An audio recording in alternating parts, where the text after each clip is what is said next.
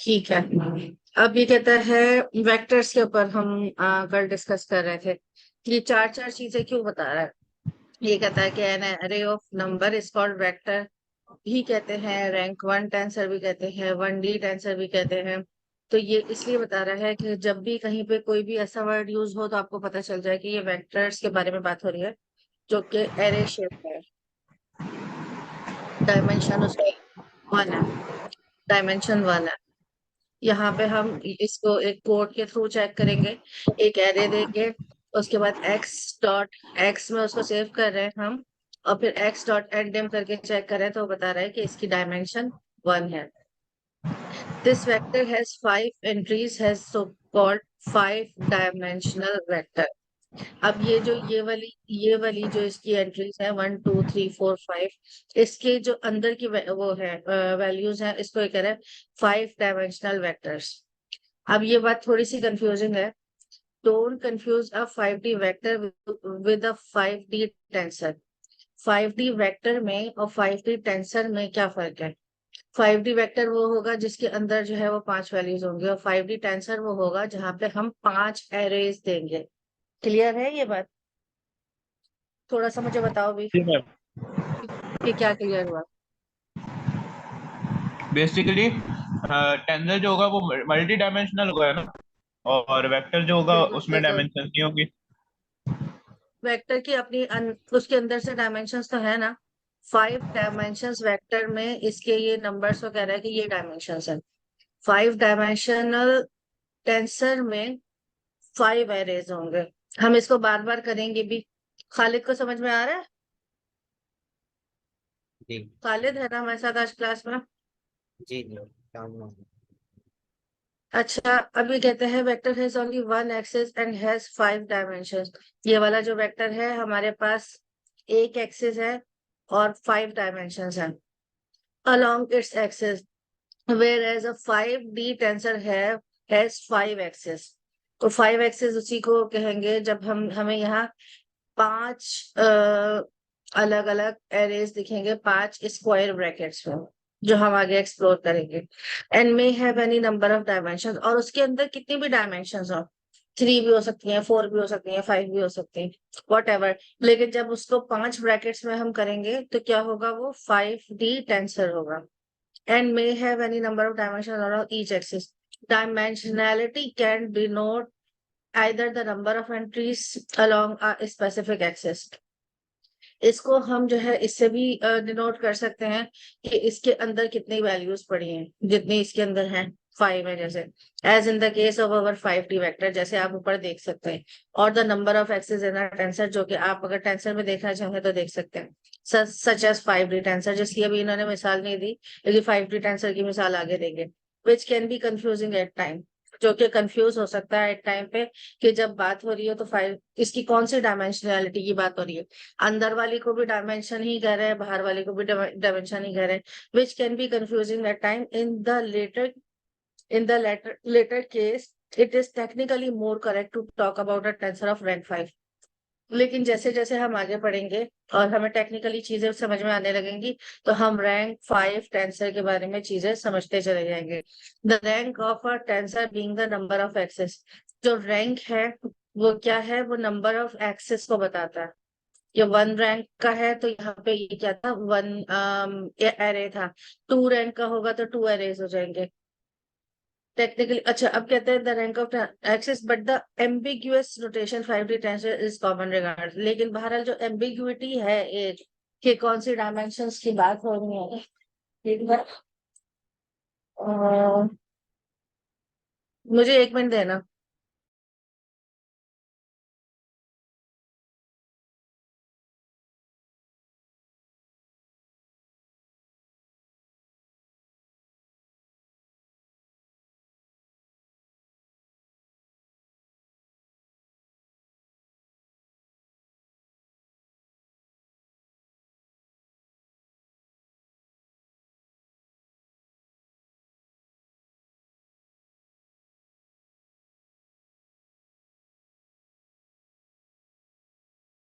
हाँ जी। अब ये मैट्रिक्स रैंक टू टेंसर्स के बारे में बात कर रहे हैं। An array of vector is matrix और रैंक टू टेंसर और two D tensor. Matrix has two axes often referred to as rows and columns. You can visually interpret a matrix as a rectangular grid of number. This is NumPy matrix. अच्छा, अब यहाँ पे confusion से बचने के लिए अब ये नजर तो क्या आ रहा है, नजर क्या आ रहा है, ये थ्री थ्री एरेज नजर आ रहा है, राइट? ऐसा ही है। और इसको कह रहे हैं डायमेंशन टू है, वो क्यों?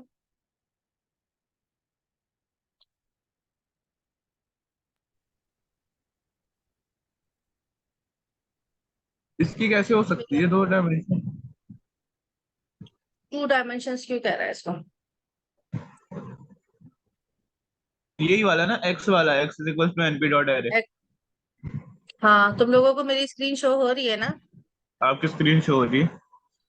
हाँ, अब ये कहता है कि ये इसको टू डी, अभी जो हमने पहली बातें पढ़ी उसको अगर देखें और फिर इसको देखें तो हमें ये थ्री डी टेंसर नहीं लग रहा? बिल्कुल। बिल्कुल लग रहा है। अब इसको इसको आपने चेक कैसे करना होगा किसी की डायमेंशनैलिटी को, जहाँ एन डी। जिस, हाँ नहीं नहीं, यहाँ पे तुम्हें स्क्वायर ब्रैकेट नजर आ रहा है, बस अच्छा। सिर्फ स्क्वायर ब्रैकेट गिन लो। स्क्वायर ब्रैकेट टू है, दैट्स मीन इसकी डायमेंशन टू है, ये टू एरेज है, टू डायमेंशन है इसके।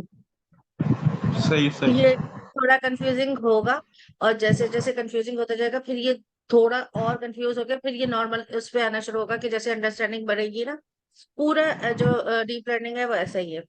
पहले आप कंफ्यूज होते हैं और फिर जब अंडरस्टैंडिंग बन जाती है फिर कहते हैं अरे यार ये तो बड़ी आसान चीज थी। तो इसका बिल्कुल आसान वे है इसको नापने का, कि आपने सबसे पहले इसके स्क्वायर ब्रैकेट्स को देख लेना है, उससे इसकी डायमेंशंस पता चल जाएगी। The entries from the first axis are called the रोज।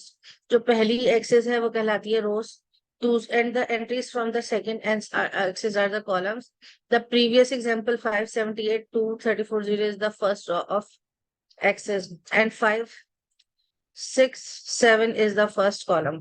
अब ये वो नंपाई अरेज के तरह से जो नंपाई में हमने पढ़ा था जब हम उसको स्लाइसिंग कर रहे थे, उसी तरीके से चीज बता रहा है। ये 567 कॉलम है और ये फर्स्ट रो है, दैट्स इट। इसके अलावा इसने कुछ नहीं बताया। अब ये कहता है अब आ जाए आप थ्री डायमेंशनल थ्री डायमेंशन वाले जो आपके टेंसर्स हैं। If you pack such matrix in a new array, अब आपने एक न्यू एरे में इसको पैक किया, you obtain a rank three tensor और थ्री डी टेंसर। अब ये क्वाइट कंफ्यूजिंग हो सकता है था, अगर इतने नंबर्स और इतना सब कुछ हम देखेंगे तो फिर हम क्या कर रहे हैं, एक इजीएस्ट वे है इसको चेक करने का कि यहाँ पे तीन स्क्वायर ब्रैकेट्स हैं और इधर तीन है, इसकी डायमेंशंस क्या आ रही हैं, थ्री आ रही है। समझ आ रहा है? यानी इन इनसे हम ये अंदाजा लगा लेते हैं कि ये थ्री डी टेंसर्स में पैक है, ये वाला array. By packing rank 3 tensor is an array, you can create a rank 4 tensor and so on. अब आप जितने भी टेंसर्स बनाना चाहें, अब ये टेंसर्स को किस तरीके से हमारी चीजों से कनेक्ट करेगा वो देखते हैं।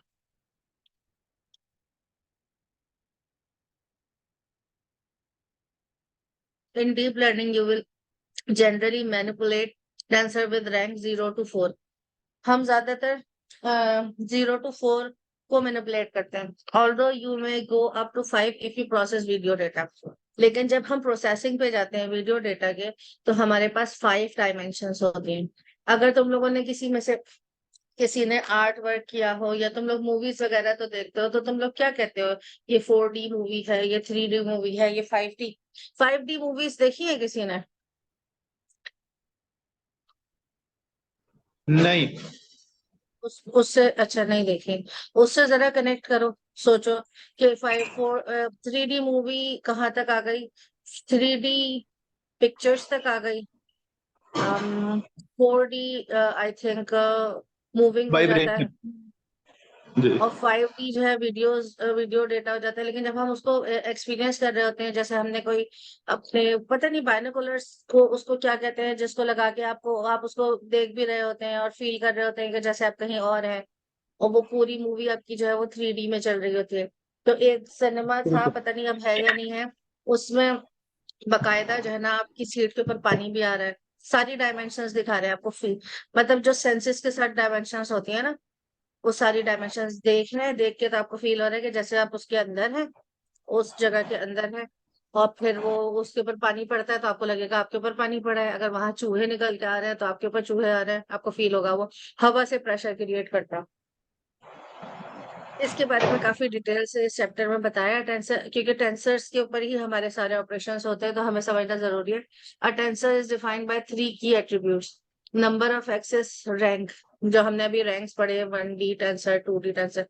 अब इसकी एग्जांपल ले लें, आ रैंक 3 टेंसर हैज 3 एक्सेस। जो हम रैंक 3 टेंसर को देखेंगे उसके 3 एक्सेस है। And a matrix has 2 axes, और मैट्रिक्स के 2 एक्सेस होते हैं। This is also called the tensors ndim in Python. इसी को, इन्हीं डायमेंशंस को चेक करने को पाइथन लाइब्रेरीज में हम क्या कहते हैं, एंडम के थ्रू चेक करते हैं, numpy और टेंसरफ्लो के थ्रू। शेप क्या है? Shape, this is a tuple of integers that describe how many dimensions tensor has along each axis. Shape हम कैसे चेक करेंगे कि जो हमारे पास इंटीजर्स वैल्यूज पड़ी हैं तो उनकी क्या डायमेंशंस हैं। जैसे कि एग्जांपल ले लें, द प्रीवियस मैट्रिक्स एग्जांपल है शेप 3 5। तो उसका शेप हमने क्या क्या देखा, 3 और 5 का शेप था। And the rank 3 tensor example है शेप 3 3 5। अच्छा, 3 और 5 का शेप कैसे देख रहे हैं हम?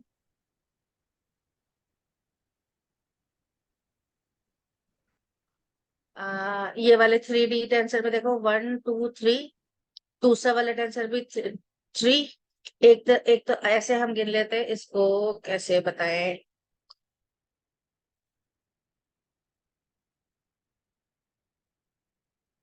ये 1 2 और ये 3। ये 3 आ गया, और 5 क्या है इसमें, 1 2 3 4 5। और डायमेंशन इसकी जो है, एक डायमेंशन ये है कि हर, ये देखो, ये जो इसके ब्रैकेट्स हैं वो 3 है। समझ में आ रही है बात या जी नहीं आ रही? जी जी, आ गया। अच्छा, मुझे एक बात आ बता रही है। कि अगर हाँ हम हाँ। इसके सिर्फ एक उसको लेंगे, मतलब एक एरे को लेते हैं, अगर हम फर्ज करें सिर्फ 5 6 7 हम्म। वाली, तो ये भी 3 डायमेंशनल होगा? नहीं, सॉरी। अगर सिंगल एरे हमने लिया है तो 5 डायमेंशंस उसके अंदर की वैल्यूज है ना, है ना? उस एरे की डायमेंशंस 5 हैं। सही। उस एरे मतलब जो उसको कह रहे हैं, बल्कि उसको वो कह रहा है कि इसीलिए उसको वेक्टर और टेंसर को अलग अलग किया है। वो वेक्टर है, वेक्टर की डायमेंशन 5 है। और इसी सही तरह है। से अगर हम 5 एरेस ले लें अलग अलग, तो फिर उसको कहेंगे इसकी डायमेंशंस क्या है, ये टेंसर है, 5 डायमेंशनल टेंसर है, टेंसर हो जाएगा वो। समझ आ रही है? सही, समझ नहीं आ रही? गया। आ गया, आ गया मुझे। आप ये कह रही है ना कि हम अगर उसको एक एरे को लेंगे सिंपली, तो उसकी डायमेंशन 5 है, उसको हम एक वेक्टर से कर रहे हैं, शो कर उसकी रहे हैं। डायमेंशन 1 है, लेकिन वो वेक्टर है। ये देखो यहाँ पे ये पूरी बात बताई थी ना, ये वेक्टर है, इसकी डायमेंशन ऐसे करेंगे तो 1 है। लेकिन जब हम इसको मतलब एज अ वेक्टर अगर देखें, और अगर टेंसर देखेंगे, 1D टेंसर देखें, तो इसकी डायमेंशन 1D है, 1 डायमेंशन। और वेक्टर देखें तो फिर इसकी वैल्यूज के हिसाब से इसकी डायमेंशन 5 है। अच्छा। क्लियर हुआ है? हम्म। ये कंफ्यूजिंग है, ये थोड़ा टाइम में समझ में आता है। ये बुक ही आई थिंक मुझे लगता है 20 15 दफा तो पढ़नी होती है। और अगर और एक्सपोजर्स मिले तो अच्छा है कि और बुक से भी पढ़ो। अच्छा, हम शेप पे थे, हमने शेप चेक किया। अब ये 3 और 5 किसको कह रहा है? 3 और 5 ये इसको कह रहा है, 1 2 3। और इसके अंदर की जो वैल्यूज है, 1 2 3 4 5। शेप चेक कर रहा है। समझ आ रही है? जी। यहाँ पे शेप इसको अच्छा, और सच एस 5। अब क्या कहते हैं, a vector has a shape with a single element such as 5 whereas a scalar. अब ये क्या है, एक जो वेक्टर है सिंगल, उसको हम यहाँ पे सिर्फ एक 5 वैल्यू देंगे, तो इसका मतलब ये स्केलर है। वो वेक्टर है सिंपल, जिसको हम क्या कह रहे थे,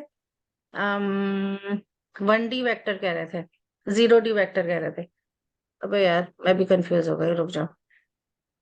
यहाँ पे इससे बताया था, जीरो जीरो स्केलर वैल्यूज जो है उसके अंदर क्या है, उसके अंदर जैसे अगर सिर्फ 0 पड़ा हुआ है, तो ये 0D टेंसर्स है, इनकी कोई वो नहीं है। इसको हम क्या कहेंगे, स्केलर इसको कहेंगे। बताती हूँ।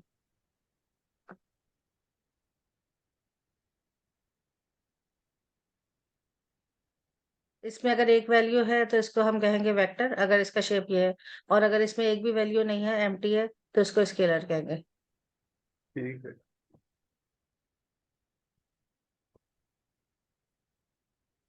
Data type usually called D type in Python libraries. This is a type of the data contained in the tensors. For instance, a tensors type called the float 16. अब ये इसके बारे में भी बात की है कि हमें जब डेटा टाइप, हम पहले भी हमने बात की थी पाइथन लाइब्रेरीज के अंदर, हम बात करते हैं डेटा टाइप की कि इसका डेटा टाइप क्या है। This is a type of the data, ये टाइप ऑफ द डेटा जिसके अंदर हमारा टाइप ऑफ द कंटेनर जिसमें हमारा डेटा पड़ा है। For instance, a tensor shape could be float 16, float 6, 32, 64, uint 8 और so on. ये इनमें से किसी शेप में भी हो सकता है, किसी फॉर्म में भी हो सकता है। तो इन TensorFlow you are also likely to come across string tensor, और उसके बाद जब आप वैसे काम करेंगे डेटा पे तो आपके पास स्ट्रिंग्स भी हो सकती हैं। To make this more concrete, let's look back at the data we processed in MNIST. अगर हम इसी तरह से MNIST वाले अपने कोड पे जाएं, और हमने क्या देखा था, वी लोड द, उसके बाद हमने ट्रेन इमेजेस, ट्रेन लेवल्स लिए थे, फिर टेस्ट इमेजेस, और फिर उसको लोड करा दिया था। Next we display the number of axes of the tensor train images the ndim attribute. अब ये कहता है कि ट्रेन इमेजेस लिखो, डॉट एंडिंग कर दो, तो ये उसकी जो एरे की शेप है, डायमेंशंस है, वो बता देगा। तो ये बता रहा है इसकी 3 डायमेंशंस है। और उसके बाद जब आप शेप चेक करोगे तो आपको पता चलेगा डायमेंशंस कौन सी थी, 68,000 28 by 28। डायमेंशंस क्या आ रही है, 3 आ रही है। समझ में आ रहा है हाँ कुछ कुछ तो या आ नहीं आ रहा? रही है ये मतलब। यूज, अभी ये सिर्फ याद रखने वाली चीज है, ये यूज किस तरीके से होंगी, कहाँ पे आपको इनको समझना पड़ेगा, वो हम आगे देखते जाएंगे। अब ये कहते हैं कि डेटा टाइप इसका बता दो, डेटा टाइप क्या था, तो ये कह रहे हैं इसका डेटा टाइप uint8 था। तुम लोगों को याद होगा uint8 था, जिसको हमने चेंज किया था फ्लोट में, क्योंकि हमें बहुत सारे ऐसे मॉडल्स होते हैं जिसमें हमें उसका डेटा टाइप चेंज करना होता है। So what we have here is rank 3 tensor of 8 bit integers. और ये क्या कह रहे हैं, रैंक 3 टेंसर है, ये तो समझ में आ गया। 8 बिट इंटीजर्स क्या है, 8 बिट इंटीजर्स ये बता रहा है डी टाइप। uint8 बता रहा है ना, ये इसको इसको उसमें इसने वर्ड्स में लिख दिया। More precisely it's an array of 60,000 matrices of 28 by 28 integers.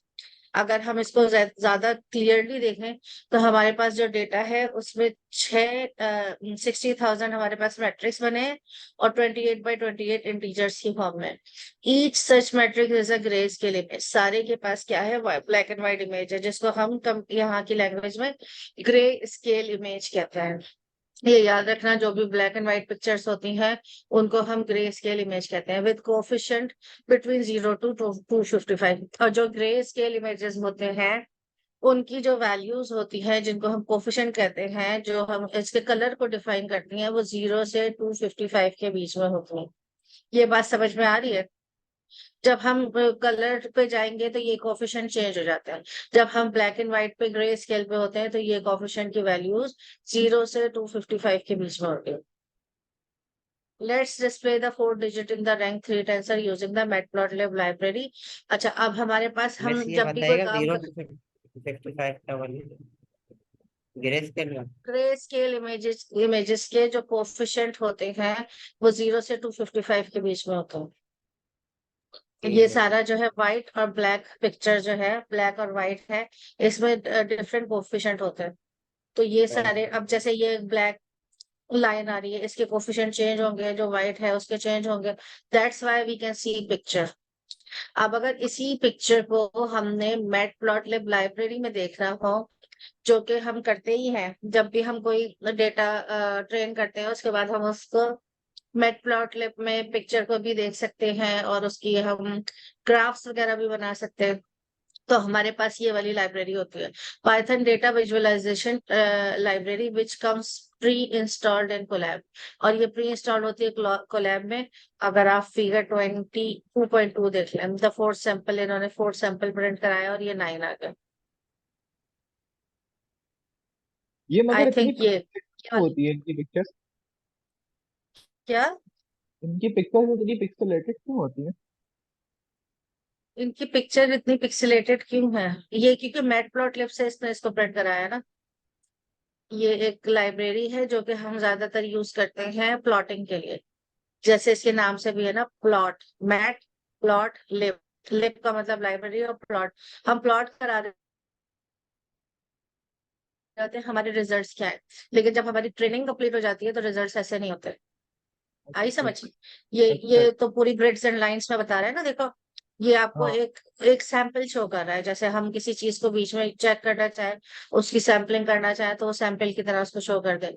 तो अब ये कहता है कि इंपोर्ट कर लो मैटप्लॉटलिब को डॉट पाई प्लॉट से SPLT, और इसका नाम क्या रख दिया से PLT।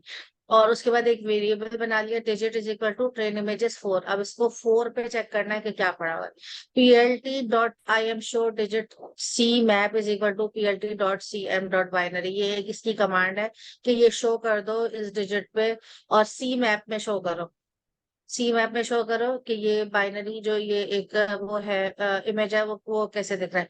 फिर ये कहता है अब इसको शो कर दो। तो फिर इसने naturally the corresponding label in the integer 9।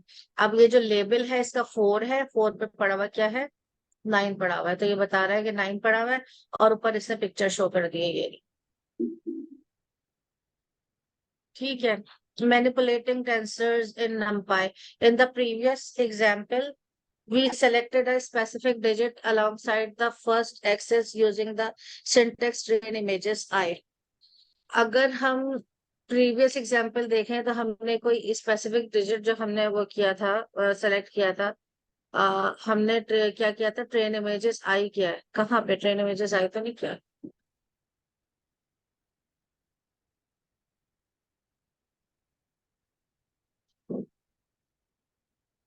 बस ये यही बता रहा है कि अगर आप इसकी स्लाइसिंग करेंगे तो इसको टेंसर स्लाइसिंग कहते हैं। Let's look at the tensor slicing operation you can do on. और टेंसर स्लाइसिंग कैसे करनी है वो बता रहा है। द फॉलोइंग मैनिपुलेशन, मतलब एक डिफरेंट वे से इसको बता रहा है। The following example select digit 10 to 100। अब अगर आपने 10 to 100 जो है वो सेलेक्ट करना है, तो उसमें क्या आ जाएंगे, 90 सैंपल्स आपके पास आ जाएंगे। 100 isn't included and puts them in an array of shape 90 20। अब हमें ये वाले शेप में लेके आना है 90 28 28। तो हम क्या करेंगे, पहले हम स्लाइस करेंगे कि 10 से लेकर 100 तक ले लो, तो बीच के सारे जो वो नंबर्स है वो ले लेगा। माई स्लाइस डॉट शेप करके और उसको शेप चेक कर लो, तो आपको शेप नजर आ जाएगा कि क्या अब उसका शेप क्या आ गया, 90 28 28 आ गया। तो इसमें कोई कंफ्यूजन है? ये प्रैक्टिस तुम लोगों ने करनी है घर पे, और फिर हम दोबारा इसको प्रैक्टिकल जो है वो कल भी देख सकते हैं, मसला नहीं है, लेकिन इसको घर पे प्रैक्टिस करनी है। It's equivalent to this more detailed notation which specifies a start index and stop index for the slice along each tensor axis. Note that ये जो 2 डॉट है colon is equivalent to the selecting the entire axis. जब हम सिर्फ 2 dot डाल देते हैं तो इसका मतलब ये होता है कि सबको सेलेक्ट कर लो, जितने भी हैं वहां पे सबको सेलेक्ट कर लो। समझ में आ रहा है? अब ये थोड़ा सा स्लाइसिंग बता रहा है जो हम अच्छे, पता नहीं उसामा तुम उस क्लास में थे जिसमें हमने स्लाइसिंग पढ़ी थी बहुत अच्छे से, जी हाँ। थे ना? अब ये देखो, ये 10 से 100 तक के बीच की वैल्यूज उठा रहा है, और 28 को कह रहा है पूरा उठा लो, इसको भी पूरा उठा लो, इसको भी पूरा उठा लो। तो अब कहता है कि अब चेक करो तुम्हारी स्लाइस का शेप क्या आ गया। तो कहता है 90 आ गया, फिर ये 28 आ गया। समझ में आ रही है? समझ गया। दूसरा तरीका ये बता रहा है, सेम सेम सेम चीज, सेम रिजल्ट के लिए दूसरा तरीका, वही 10 से 100 तक उठा लो, और 0 से 28 तक, और 0 से लो और 28 तक, और फिर उसके बाद दोबारा चेक करना है तुम्हारे एक ही स्लाइस बात का शेप क्या आ गया, वही आ गया। ये वही आ गया। In general you may select slices between any two indices along each tensor axis. For instance, in order to select 14 into 14 pixel in the bottom right corner of all images, you would do this। अगर आपको bottom right corner से 14 pixel select करना है, तो आप कैसे उसको select करेंगे? तो कहता है कि अच्छा, अब ये को बॉटम राइट कॉर्नर से हमें कैसे पता चलेगा, तो फिर पूरा एरे अपने दिमाग में ले आओ कि जो जिसका शेप 60,028 हो, और उसमें बॉटम कॉर्नर से आपको जो है वो 14 एरे 14 जो है पिक्सल्स उठाने हो। तो ये बता रहे कि जैसे पहले वाला तो पूरा ले लो, पहले वाला पूरा ले लो, उसके बाद जो इसके 2 एक्सेस है, एक्सेस में से 14 आखिर से पहले वाले 14 और आखिर से पहले वाले 14 उठा लो। समझ आ रहा है? जी ये समझ। Difficult, I know it's difficult and it's confusing too, क्योंकि जब मैं पढ़ रही होती हूँ तो मुझे भी समटाइम्स पढ़ते हुए समझ में आ रहा हो, तो बाद में पूछे तो मैं भूल जाऊंगी। It's also possible to use negative indices much like, इसी तरह से अगर आपने नेगेटिव इंडाइसेस निकालने हो, जो हमने पढ़ा था कि अगर हमें नेगेटिव बैकवर्ड जाना होगा तो हम नेगेटिव इंडाइसेस देते हैं। Much like negative indices in Python list, they indicate a position relative to the end of the current axis. अब वो जहां पे जिस पोजीशन पे हम बताएंगे कि 7 से जाना है, तो वो 7 से बैकवर्ड से आएगा, बैकवर्ड काउंटिंग की तरफ। In order to crop the images to patches of 14 into 14 pixels centered in the middle, you would do this. अगर आपने किसी चीज को क्रॉप करना होगा, किसी पिक्चर को क्रॉप करना है सेंटर से, कोई पैच क्रॉप करना है, तो आप इसके थ्रू कर सकते हैं, इन सब के थ्रू कर सकते हैं बेसिकली। लेकिन स्पेसिफिकली आपको कोई जगह पता है कि मुझे यहाँ से ये चीज उठानी है, तो ऐसे कर सकते हैं। और ये फिर बिग डेटा पे भी काम होता है। यहाँ पे ये पिक्सल्स उठा रहा है, तो हम इसी तरह से पिक्चर्स भी उठा सकते हैं, इसी तरह से टेक्स्ट भी उठा सकते हैं इन ब्रॉडर वे। समझ में आ रही है बात तो उसामा? जी जी खालिद, समझ में आ रही है ना? थोड़ा थोड़ा आ रही होगी, कोई बात नहीं, हम दोबारा भी पढ़ेंगे, कोई मसला नहीं।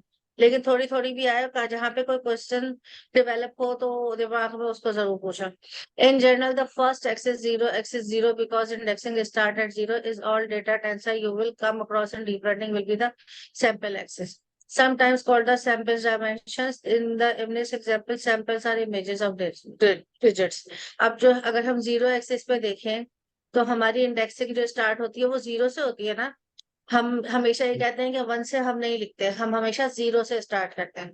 तो जो 0 से स्टार्ट हो रही होती है उसको ये कह रहे हैं कि हम सैंपल एक्सिस कहते हैं। और एमनेस में सैंपल्स में हमारे पास इमेजेस ऑफ डिजिट्स पड़े। सिंपल बात है, अगर मैं कहूँ कि मैंने किसी को वो दे दिया, असाइन कर दिया, यहाँ पे पिक्चर पड़ी है और इसको मैंने कहा 0, और इसके नीचे भी रो है और इस तरह से, तो यहाँ पे भी 0 आ रहा है और यहाँ पे भी 0 आ रहा है। तो इस तरह की चीज को ये कह रहा है, क्या कहते हैं हम, सैंपल एक्सेस कहते हैं। यहाँ पे हमारे पास जब एमनेस्ट में हमने देखा था तो हमारे पास जो है वो क्या पड़ा था, पिक्चर पिक्चर। पड़ी थी। सिंपल, क्योंकि वो इसीलिए पिक्चर पड़ी थी कि वो पिक्चर्स का ही डेटा है, तो पिक्चर ही होनी थी। In addition, deep learning model don't process an entire data set at once. Deep learning पूरे डेटा सेट को एक साथ प्रोसेस नहीं करता है। ठीक है, उसके बाद जो है कहाँ गया, उसके बाद entire rather they break the data into small batches. ये इसको बैचेस में हमने ऊपर जो एक कोट किया था, हमने बैच साइज दिया था 128 का, याद है ना? 128 का बैच साइज दे दिया था, एपॉक हमने 5 दिए थे। तो कहता है कि ये डेटा को बैचेस में, स्मॉल बैचेस में उठाता है। Concretely, here is one batch of our MNIST digits with the batch size of 128। और हम जब MNIST में हमने किया था तो हमने बैच साइज 128 दिया था। अब ये कहता है batch is equal to train images, slice कर दो 128 से पहले वाले सारे ले लो।